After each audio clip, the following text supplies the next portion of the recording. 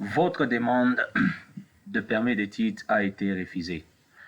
Bonjour à tous, bienvenue sur la chaîne Info Canada. Aujourd'hui, je vais vous donner des possibilités, des moyens, des idées par rapport à votre demande qui a été refusée par les services d'immigration. Pour ce faire, abonnez-vous sur ma chaîne, partagez la vidéo. À force de vous abonner, à force de partager, c'est ce qui nous donne aussi la force de vous proposer d'autres vidéos.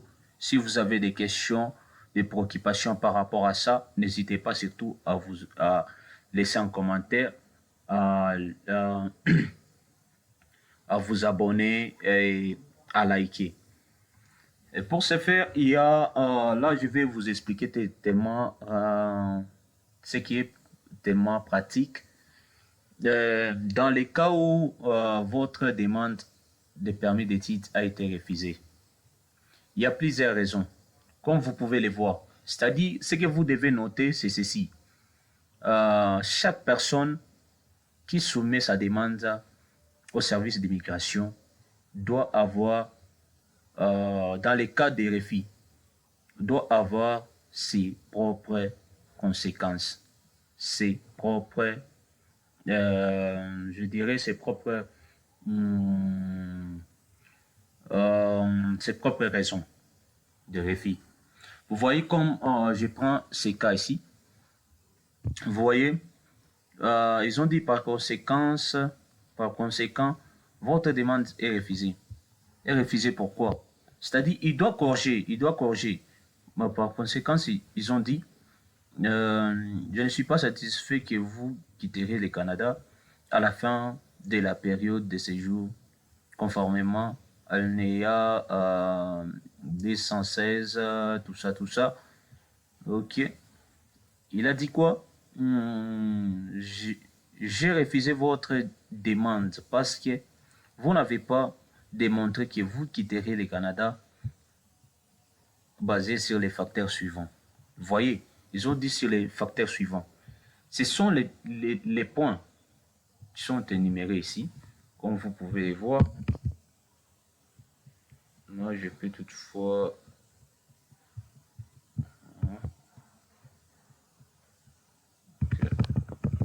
Je peux toutefois démontrer les points. Vous voyez? Le premier point, c'est... Vous avez vu ici, il y a... là, je vais vous montrer à peu près trois demandes refusées. Ils ont dit, la raison c'est quoi? La raison de votre visite au Canada n'est pas compatible avec un séjour temporaire, compte tenu des informations que vous avez fournies dans votre demande. C'est-à-dire, les informations fournies dans votre demande, ce sont les informations par rapport à votre lettre explicative. Votre lettre explicative doit vraiment convaincre les agents de l'immigration que vous devez quitter le Canada, que vous avez une famille tellement qui est vraiment, vous êtes tellement attaché à votre famille dans votre pays et démontrer les biens que vous avez, les liens parentés que vous avez. Vous voyez? C'est un peu ça. Et en vertu de l'alinéa 220 de la loi d'immigration et de protection des réfugiés, je ne suis pas convaincu que vous posséderez des ressources financières et disponibles sans travailler au Canada pour payer les frais de scolarité ou des programmes que vous avez l'intention de suivre. À ce niveau ici, comme vous pouvez toutefois remarquer, c'est les problèmes financiers. C'est-à-dire, à chaque fois, si vous soumettez votre demande, n'oubliez pas à chaque fois, si vous avez par exemple, sur votre relevé bancaire, vous avez déclaré que vous avez par exemple 30 000 $. C'est-à-dire, les 30 000 $ là doivent toujours rester intacts. Si par exemple, si vous avez les 30 000, vous pouvez toutefois ajouter, mais pas qui soit en dessous de votre 30 000 que vous avez déclaré. Ça peut être 35 000, là c'est bien déjà.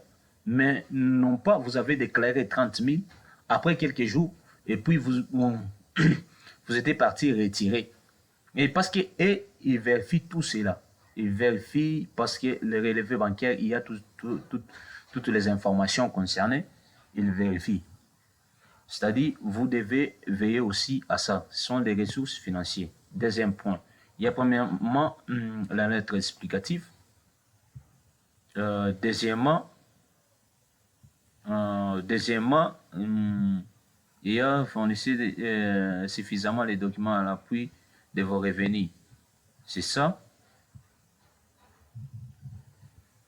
Et ça, ce sont les revenus.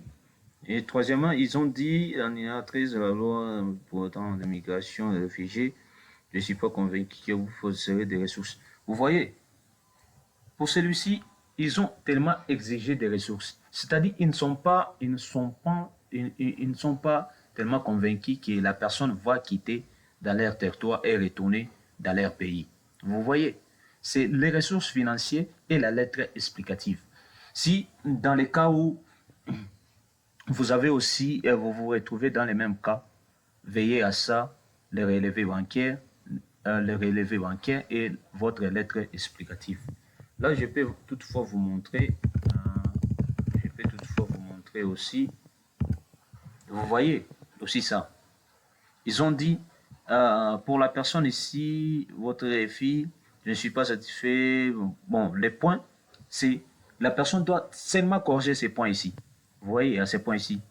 Vos biens et votre situation financière. C'est-à-dire, vos biens et votre situation financière ne suffit pas pour survivre au motif de votre voyage et pour ces membres de la famille qui vous accompagnent dans les cas échéances. C'est-à-dire, la personne ici, il a déclaré, là où on dit qui va vous accompagner. Si vous avez déclaré ma famille, c'est ça le problème de la personne ici. Il a déclaré que ma famille va m'accompagner, vont m'accompagner. Vous voyez?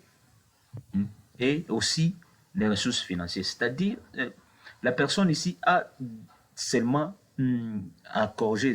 Ce qu'il doit corriger uniquement, c'est les deux étapes qui restent. S'il corrige ces étapes, premièrement, il doit toutefois déclarer lui-même. Il n'a pas de famille, il est lui-même et personne ne va lui accompagner au Canada. Et juste démontrer les ressources financières, les relevés bancaires. C'est tout pour la personne ici. Vous voyez, vous pouvez présenter une nouvelle demande si vous estimez pouvoir répondre à ces préoccupations et démontrer votre satisfaction aux exigences dans les cas où vous devez payer les frais de traitement des nouveaux. C'est-à-dire dans les cas où on a refusé votre demande, vous pouvez toutefois soumettre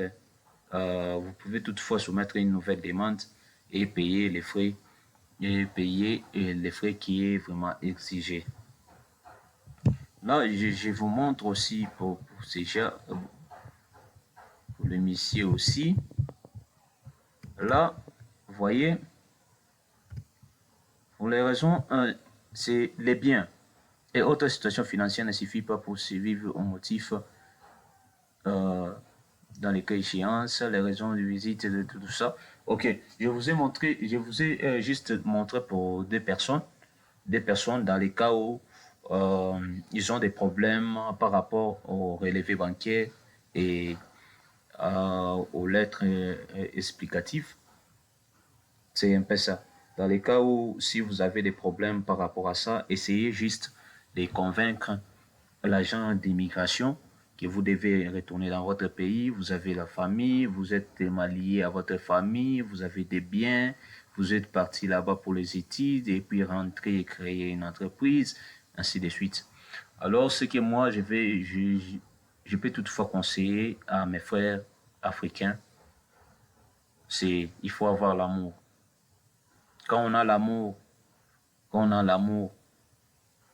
c'est-à-dire on ira de l'avant. Pour nos frères africains, on n'aime pas se partager. Si on se retrouve dans le même cas, par exemple, une personne, lui, il a voyagé, mais juste lui demander sa lettre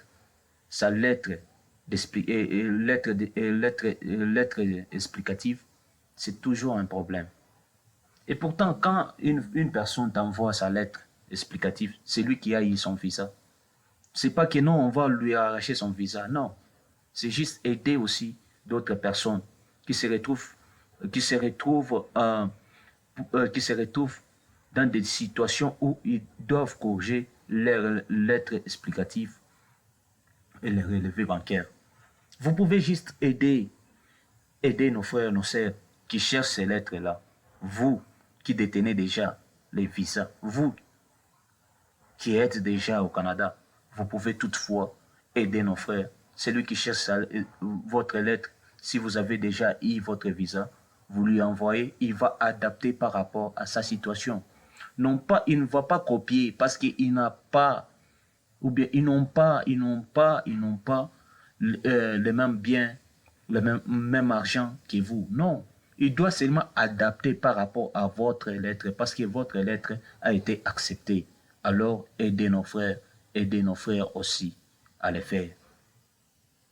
Si vous avez regardé cette vidéo, merci d'avoir regardé cette vidéo. Surtout, n'hésitez pas à vous abonner sur ma chaîne, partager la vidéo, aimer la vidéo, liker la vidéo. À force de partager, à force d'aimer, c'est ce qui nous donne aussi la force de vous proposer d'autres vidéos. Et merci, à bientôt.